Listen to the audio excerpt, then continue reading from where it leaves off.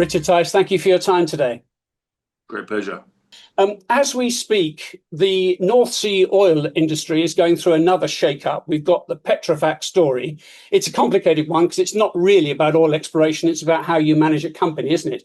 But does it add to the general mood that time is coming up for the oil industry in the UK? Well, it increases the uncertainty and the fear amongst skilled, well-paid workers in the oil and gas industry across the UK, but in particular in the northeast of Scotland. It's come at a time when there's great uncertainty down at Lindsay Oil Refinery in the county of Lincolnshire, where I'm a member of Parliament, where there's thousands of families and jobs who are terrified and at risk there because that refinery is in receivership. And there's just a sort of ideological blind spot from the government. We know the oil and gas industry is it's a winner.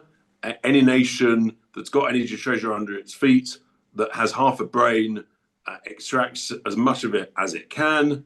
And it made Scotland, it made the UK very wealthy in the 80s and 90s. So yeah, families are very concerned. And this also comes on the back of recent reports that show actually, with a sensible, investable climate and a pro-oil and gas government that a reform government would be, that there are billions and billions of barrels of oil and equivalent gas that can be extracted offshore and onshore, and we should be extracting it as fast as we can. The multiplier effect of that is huge. As we speak, we still don't know what's going to happen to those two oil fields, Rosefolt and Jackdaw, because of the Scottish courts intervening. We may get a decision in weeks, it may be months. What would your decision be if you had the chance to make that call?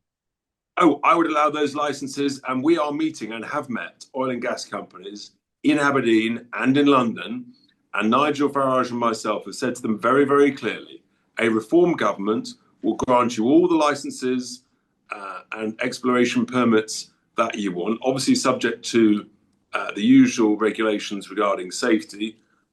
But we've said to them, get your applications ready. A reform government is coming, and get them ready in the year before. I've even said, in order to try and accelerate the process, we might look at having some form of shadow regulator that can, in draft, look at and approve any such license applications in the run-up to a general election, so that if we win a general election, then those applications, we know that they are basically pretty much oven ready, good to go. And you know, the people we spoke to are delighted by that pro-growth, pro-energy agenda. We're very clear, you cannot be a rich nation unless you have cheap energy. We were a rich nation when we had cheap energy. We're now getting poorer per person by the week, the month, the year. And the primary reason for that is we've got the highest electricity prices in the developed world. And we just want to come on and explore why that might be. But just let's stay in the North Sea for a moment. The people who may stand in the way of your ambition is either the Scottish courts, again, may rule against any further exploration. I suppose it's conceivable the argument about this is unnecessary and it goes against the climate protection measures that are in place. That argument may be fought in other courts too. How would you respond? Well, we're going to put in place whatever legislation and repeal whatever legislation is required. We're going to scrap net stupid zero. We're going to withdraw from the Paris Agreement, and we will ensure, and by the way, we're leaving the European Convention of Human Rights, so we're going to scrap the Human Rights Act. In due course, we'll replace it with a British Bill of Rights, but we are not going to allow eco-zealot lawyers to stop the growth of the UK economy, and we're not going to allow them, frankly, to impoverish our constituents. So, yeah, you know, bluntly, if they want a legal battle, bring it on. We're quite good at winning, and we will beat them. On the net zero and the scrapping of that, there is the renewables obligation, which is sort of baked in now as a cost. So am I not right when I say, even if you were to scrap it, there would still be legacy costs on oil and gas producers, which of course would affect prices to you and me in our homes. Look, there are a raft of costs. But for example, we could dramatically reduce the EPL on the oil and gas industry. And we've told the renewables industry, don't bid in allocation round 7 or thereafter. We view that as a lie, a con, an outrageous, elongated subsidy. We will wrap up those contracts. We will rip them up. They will be null and void. We put them on notice, caveat emptor, don't do it. Likewise with the solar farms. And again, we'll take you on in the courts and we will win if required. We'll pass the appropriate legislation. The British people are sick and tired of being shafted by this outrageous lie that renewables are cheaper. If they're cheaper, just ask a simple question. Why is the strike price of AR7, first of all, it's 5 years longer, 20-year contract, and why is it about 40% higher than AR6?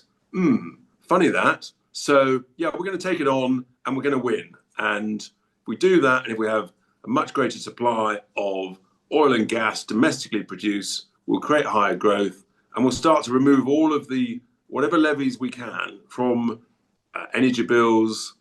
We're going to look at that very, very rapidly to bring the bills down.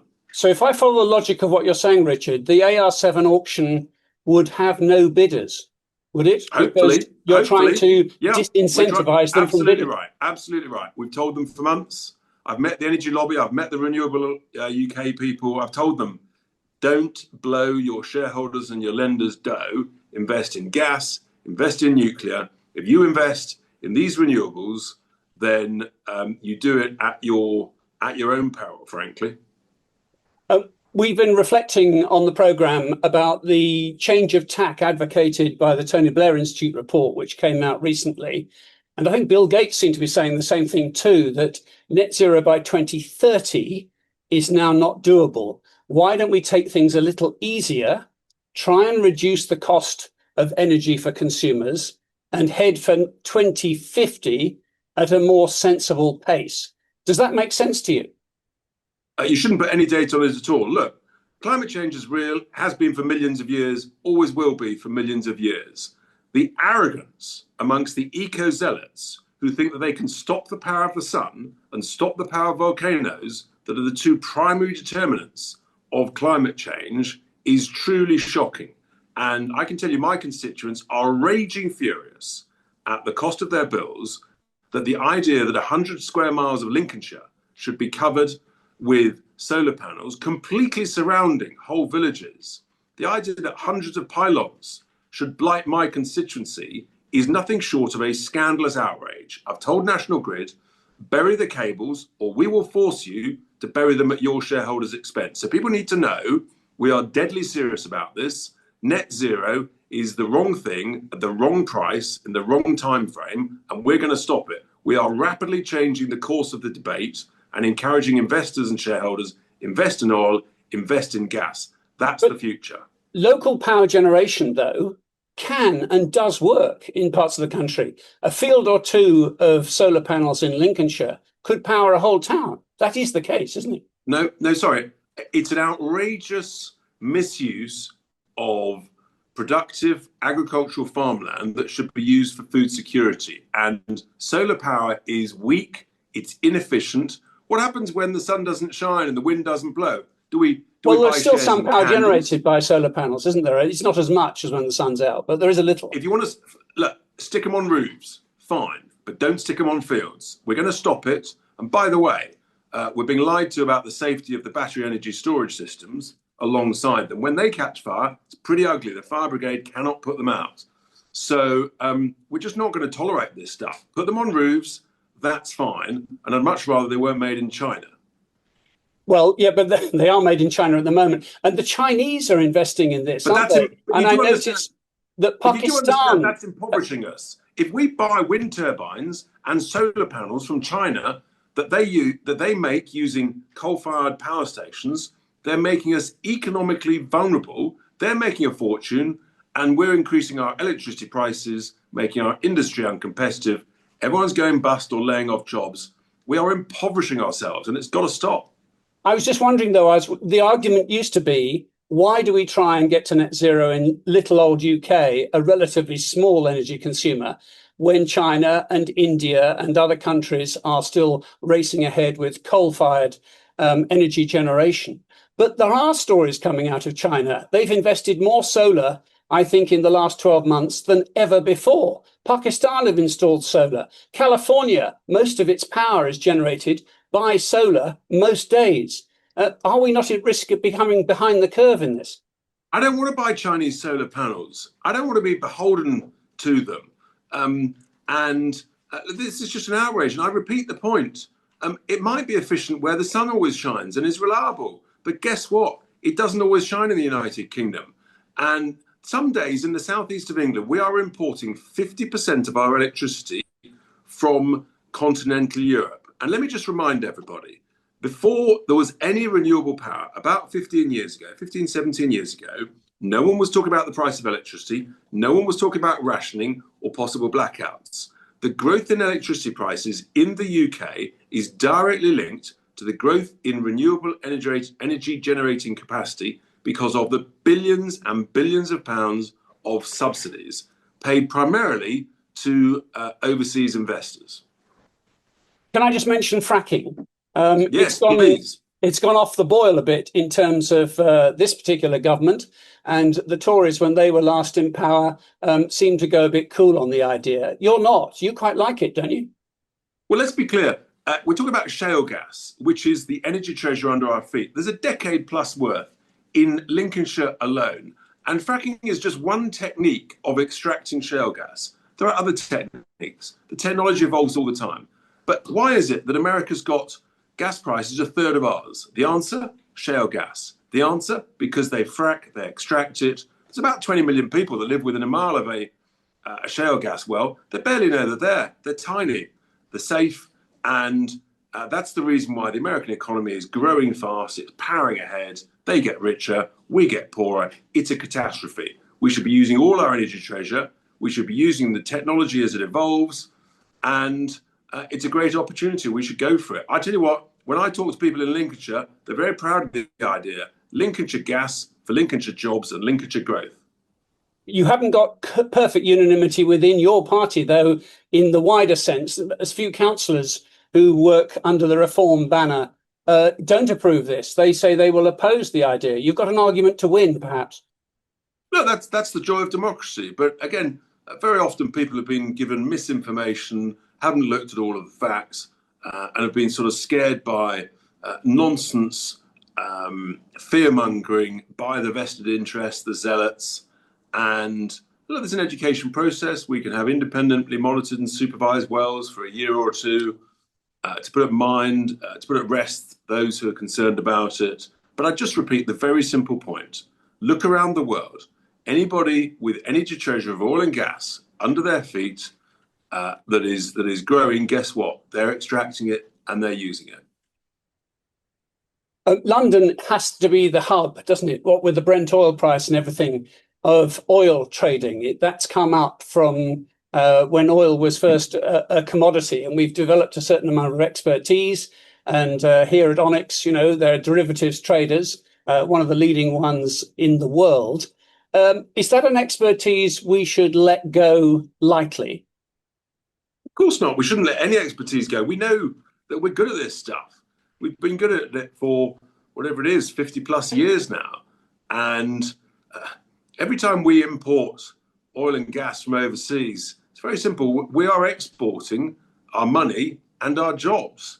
And so no, let's use that expertise. I'm concerned about over-regulation in the City of London, in our finance markets. Are we talking about that in the weeks ahead as well?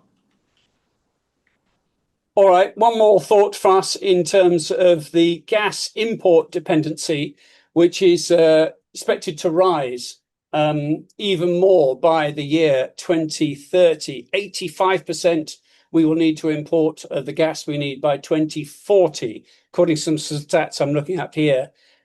You say that the North Sea oil reserves and gas reserves, how much additional domestic gas do you think this would produce annually? Do you think it would meet our needs, Or is there not the argument that we will have to move to a greater proportion of renewables by then? Well, one thing's for sure, if you don't try, you've got no chance. It's actually grossly negligent of Parliament not to even try. And that's the way that this deeply socialist Labour government is going. I say, let's look for as much as we can. I say we should encourage people to explore, to produce, to extract, and you can have long-term purchase contracts domestically, bring the price down, and yeah, you may or may not have to import some, but we can produce a lot ourselves. That's good for jobs. It's good for communities, families, regions. It's good for the country. We know it works because guess what? In the 80s and 90s, we were growing at 2.5% to 3.5% almost every single year. Now, folks, break out the champagne if we get to about 1%. I don't call that growth. I call that barely a round of drinks. So you're not going to be putting in any kind of renewable fuel in your home or homes anytime soon, Richard? You're just not a convert to that? Look, as I say, solar panels on roofs, for example, I've put some, not Chinese ones, by the way, I've put some on the roofs of my industrial units. You sell the electricity generated when the sun shines to the occupier underneath. That helps everybody. Where did you get them from then, if they weren't Chinese, may I ask? I've got them from elsewhere in the world. I've had to pay a slight premium for it. Well, go tell us where. If it's not China, where? Again? Who makes them? There's places, for example, in Canada and elsewhere. And so I just think that we have to be very, very careful about becoming over-dependent on China, that is basically trying to economically strangle Western nations that are stupid enough to fall for this net stupid zero. And guess what China will do? They'll then say, doesn't look as though it's worked very well for Western nations that have gone semi-bust. Maybe we'll delay our targets. I'm just alerting people to the huge dangers and the huge opportunities if we use our energy treasure. Oil and gas, it's brilliant.